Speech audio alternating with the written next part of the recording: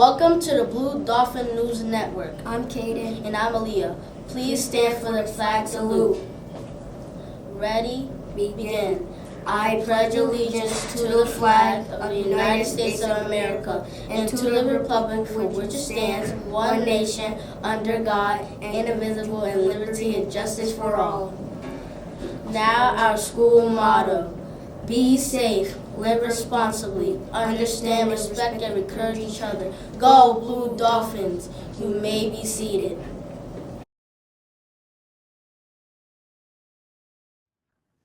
Hello, amazing human beings. I'm so excited to be here with you today. We are still celebrating Black History Month, and I'm very excited about that. Today's lesson is going to be based on Horace Pippen. It was his birthday yesterday. He is a really great artist. He was an artist that, let me read what it says here, self-taught American artist who painted a range of themes, including scenes inspired by the service in World War I, landscapes, portraits, and biblical subjects. He was an amazing artist.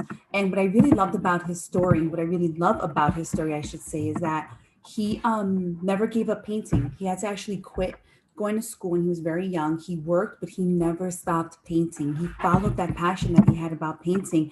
And I want to challenge you, if there's something that you absolutely love, whether it's painting, whether it's drama, whether it's dance, whether it's, I'm not even sure, building something, continue to always follow your dreams and your passions, because you're going to wind up finding in you maybe even a career when you're older, or even now, that things like that are going to make you happy and bring you to a happy place. So let me share the story. Let me share my screen. And first I want to show you a bit of his work. So these are some of his pieces. And this is him right here, Horace Pippen. That's like a self-portrait as well. So these are some of his pieces, okay? And then we're going to go straight to the story about him. Hello and welcome back to another edition of Sankofa Read Aloud. Today's story is titled A Splash of Red, The Life and Art of Horace Pippen, written by Jen Bryant, illustrated by Melissa Sweet, winner of a Caldecott honor. I hope that you guys enjoy this beautiful story. On February 22nd, 1888, the town of Westchester, Pennsylvania, celebrated a holiday. That day, in that same town, Daniel and Christine Pippen celebrated the birth of their son, Horace. Horace grew fast, so fast that his mother could barely keep up with the mending. He'll be a giant someday, the neighbors would say. Grandma Pippen smiled at Horace's long legs and big hands. She figured the neighbors were right. Grandma's hands were big, too, rough and scarred from her slave days in Virginia, but they were just fine for giving Horace hugs. The biggest part of you, she told him, is the inside where no one can see. When Horace was 3 years old, the Pippins moved to Goshen, New York. As the family grew larger, everyone helped out. Horace put his big hands to work. He fetched flour for his mother. He sorted laundry with his sisters. He played with his baby brother. He held the horse while the driver delivered milk. At night, he piled wood for the stove and arranged dominoes so his grandmother could play. Then, if he could find a scrap of paper and a piece of charcoal, he drew pictures of what he'd seen that day. Horace loved to draw. He loved to feel the charcoal as it slid across the floor. He loved looking at something in the room and making it come alive again in front of him. He loved thinking about a friend or a pet, then drawing them from a picture in his mind. At school, he sat quietly at his desk, but his big hands were always busy. "Make a picture for us, Horace," his classmates said, and Horace did. His pictures made people happy, except when he made some next to his spelling list. That made the teacher mad. But Horace couldn't stop drawing. One day, Horace saw a funny face in a magazine. "Draw me and win a prize," it said underneath. Horace drew the face and sent it off. A few weeks later, a package arrived. Inside, Horace found colored pencils, a pair of brushes, and a box of paints. "Congratulations," said the note. Horace had won his first real art supplies. "Paint a picture for us, Horace," his sister cried, and Horace did. He painted every day scenes in natural colors. Then he added a splash of red. Horace was in 8th grade when his father left for good. The family needed money, so Horace quit school and went to work.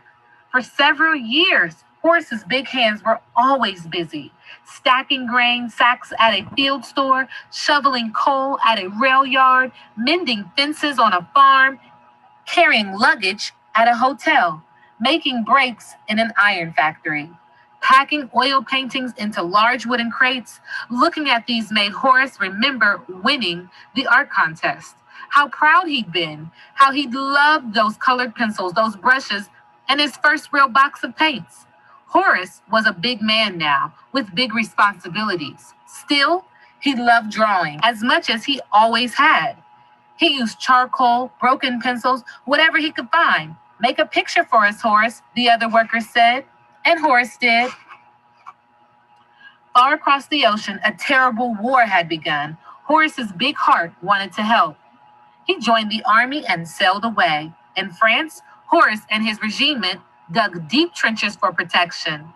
There were no blankets or beds. It was always wet and cold and dark.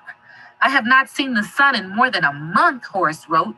He wrapped his big hands around a rifle. Planes droned overhead. Shells exploded. Gunfire rattled through the night. If the fighting stopped for a while, Horace put down his gun and picked up a pencil. Make a picture for us, Horace, his soldier friends pleaded, and Horace did. He filled his notebooks one by one. One day, he climbed to the top of the trench. A shot rang out. Horace felt pain in his shoulder. He was hit. Many hours passed before help came. Horace was glad to be alive, but the bullet had badly damaged his right arm. When it healed, he couldn't lift or move it the way he used to. Now, when someone said, "Make a picture for us, Horace," Horace could not. After the war, Horace came back to the United States and met Jeannie Wade. Jeannie was a hard worker. She loved to cook. Horace was a hard worker too, and he loved to eat. It was a good match. They married and settled down in Westchester.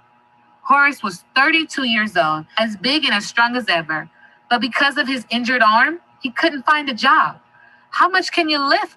the hiring boss asked, and that was the end of that. So Horace did what he could. He organized a Boy Scout troop. He umpired baseball games. He took the neighbors' children fishing. When Jenny started a laundry business, Horace delivered the clean clothes. As he walked along the streets of Westchester, his fingers itched to draw all the colors and textures he saw. Lacy white curtains billowing in the windows, a splash of red geraniums blooming on a step, a yellow cat sprinting down an alley, deep green vines spiraling up a wall. At night, his old home in Goshen, his grandmother's slave days, and the Bible stories she told made pictures in his mind. He longed to draw them, too. But how?